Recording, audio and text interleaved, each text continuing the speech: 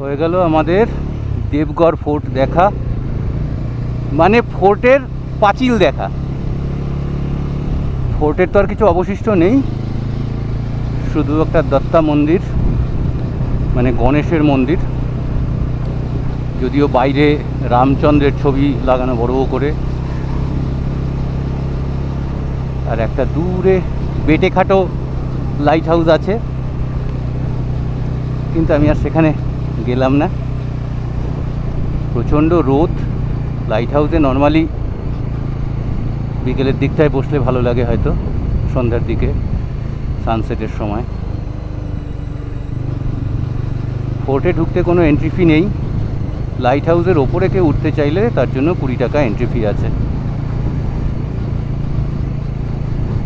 ওপর থেকে একটা ক্লিপ ভিউ সাংঘাতিক ভালো পাওয়া যায়, যা বুঝলাম কালকে আমরা যেরকম রত্নদুর্গ ফোর্টে ছিলাম সানসেটের সময়টা, সেরকমভাবে যদি এখানে বসা যেত সন্ধ্যের সময়টা ওই বুরুজের ওপরে, ভাঙা বুরুজের ওপরে, তখন ভালো লাগতো। প্রচুর উইন্ডমিল রয়েছে এখানে, তো সেরকম তো হলো না। এখন 3:30 মতন বাজে, আমরা আবার স্টার্ট করলাম এখান থেকে। এখনও ভয়ঙ্কর রোদ। এবার আমরা এগোবো মহারাষ্ট্র গোয়ার বর্ডারের দিকে। হাইওয়ে এবারও ধরবো না, কোস্টাল রোডই ধরবো। কুনকেশ্বর মালবান হয়ে, যদি ভালো লাগে মালবান চত্বরে কোনো একটা বিচের কাছে থাকতে পারি। শুধু ভালো লাগা নয়, অবশ্যই কস্টটাও একটা ফ্যাক্টর, কারণ ওই জায়গাগুলো ভীষণ কস্টলি, পপুলার ট্যুরিস্ট ডেস্টিনেশন, ফলে প্রচুর ট্যুরিস্ট আসে দেশ বিদেশের। সেই জন্য একটু রুম রেন্টগুলো চড়ার দিকে। এই যে, হ্যাঁ আচ্ছা, আমি ম্যাপটা চালু করিনি বাপি, এইখানটা একটু দাঁড়াও তো, আমি ম্যাপটা চালু করে নিই। 950 মিটার বাদে বাঁদিকে টার্ন। এই যে বিচ দেখা যাচ্ছে, এটা হচ্ছে দেবগড় বিচ, পরিষ্কার বিচ একদম। এসব জায়গায় সানসেটের সময় বসে থাকতে খুব ভালো লাগবে। হয়ে গেল 2 বাইকেরই পেট পুজো। আজকে আর এরা কেউ খেতে চাইবে না, আর বাপির জন্য তো কালকেও খেতে চাইবে না, পরশু চাইলেই চাইতে পারে। তাও বোধ হয় না, তুমি তো এই ট্রিপে বোধ হয় আজকে নিয়ে সেকেন্ডবার বললে।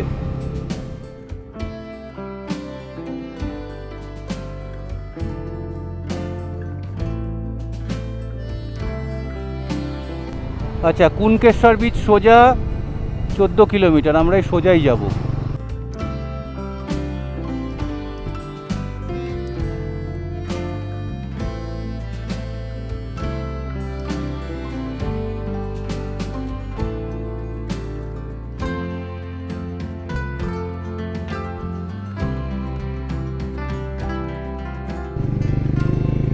শুধু আম গাছ, শুধু আম গাছ। যেখানে খেলাম, লস্যি খেলাম ওই দেবগড় ফোর্টে, সেখানে ওই ভদ্রলোক বলছিলেন যে দেবগড় হচ্ছে আর কি 1 নম্বর আমের জন্য, যেমন আমাদের মালদার মতন ব্যাপার, আর রত্নাগিরি হচ্ছে 2 নম্বরে, আর বাকি সবার ক্রমিক সংখ্যা তারপরে। এখানে সত্যি সংখ্যায় অন্তত প্রচুর বেশি গাছ দেখতে পাচ্ছি রত্নাগিরির তুলনায়। চলে যাচ্ছে এই রাস্তাটা,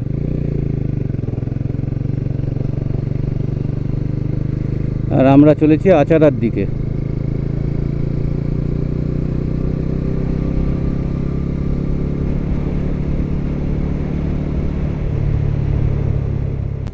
বাহ, স্কুটারওয়ালা রাখাল।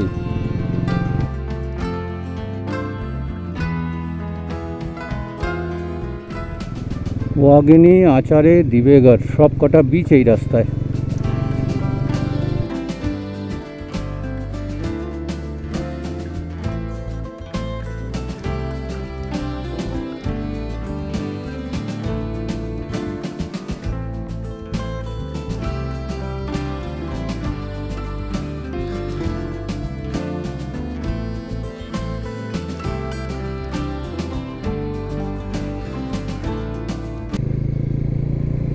স্কুলের বাচ্চা কাচ্চা সব ফিরছে।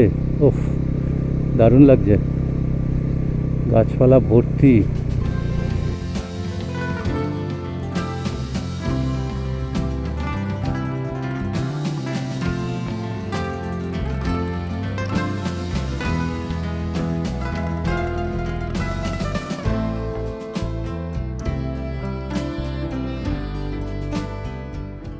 এইখানে একটা খুব ইন্টারেস্টিং জিনিস রয়েছে, অনেক জায়গাতেই দেখলাম এই রাস্তাতে। মহারাষ্ট্র ট্যুরিজমের তরফ থেকে একটা বোর্ড দেওয়া আছে বিভিন্ন জায়গার পাশে, একটা করে কিউআর কোড দেওয়া আছে। সেই কিউআর কোডটাকে স্ক্যান করলেই সেই জায়গাটার গুগল ম্যাপ খুলে যাচ্ছে। দেখুন আমি দেখাচ্ছি, এই দেখুন এরকম দেওয়া আছে। এইবার এই যে কিউআর কোডগুলো দেওয়া আছে, এটা খুললেই গুগল ম্যাপটা খুলে যাচ্ছে।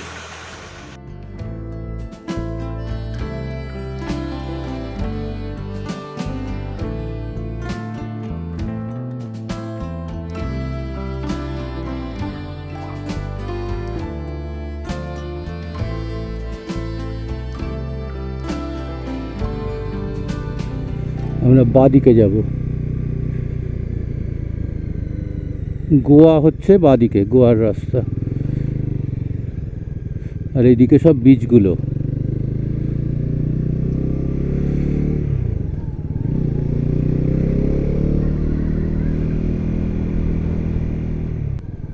একটা লোক হেলমেট পরে না, কচি বুড়ো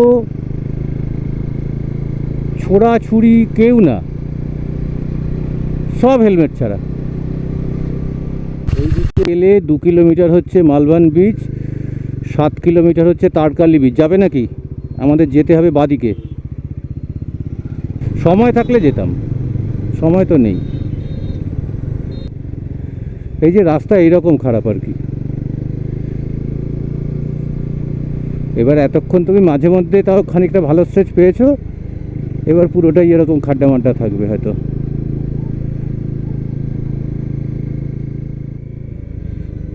এইটা হচ্ছে কোস্টাল হাইওয়ের রাস্তা।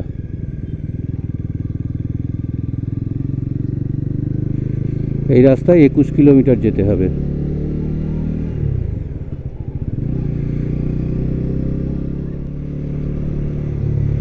এই কি নাকি মহামার্গ? হ্যাঁ, বাপরে বাপ, এই যদি মহামার্গ হয়। মহামার্গে মহা বলশালী সব গরুরা ঘুরে বেড়াচ্ছে, মহা সিং বাগিয়ে। थोड़ा लाइट दीजिए, थैंक यू। তো এখানে একটা হোমস্টেতে ঢুকেছি।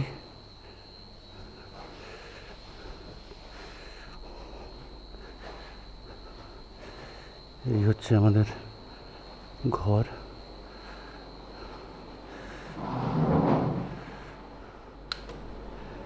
এই ওয়াশরুম।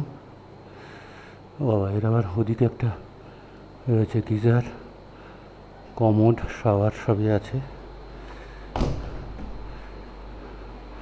হ্যাঙ্গার আছে। আর এই হচ্ছে কাবার্ড, মালপত্র রাখার জন্য।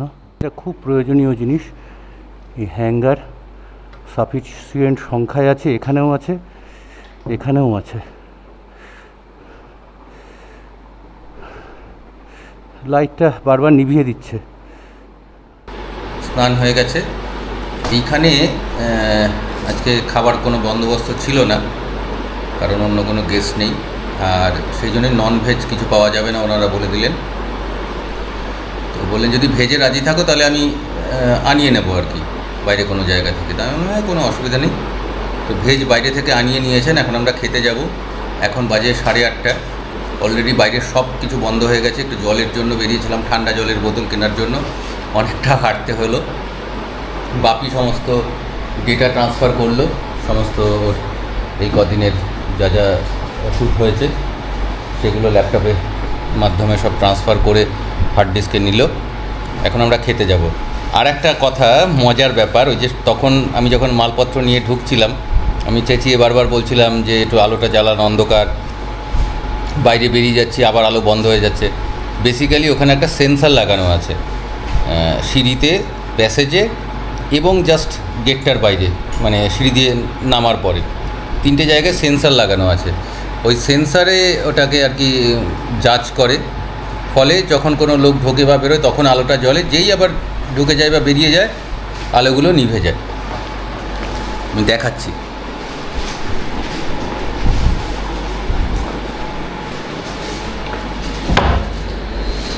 যে এখন অন্ধকার আছে, এই আলো জ্বলে গেল, এই আলো জ্বলে গেল।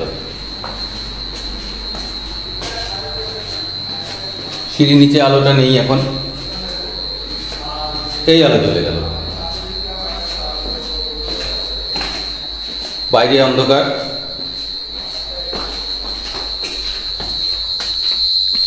এই আলো জ্বলে গেল। আবার ঠিক উল্টো প্রসেস, আমি ঢুকে যাব, আলোগুলো সব আস্তে আস্তে নিভতে থাকবে। এই যে একটা নিভলো, এটা নিভে গেছিল আমি নামার পরে, এখন আবার জ্বলে গেল।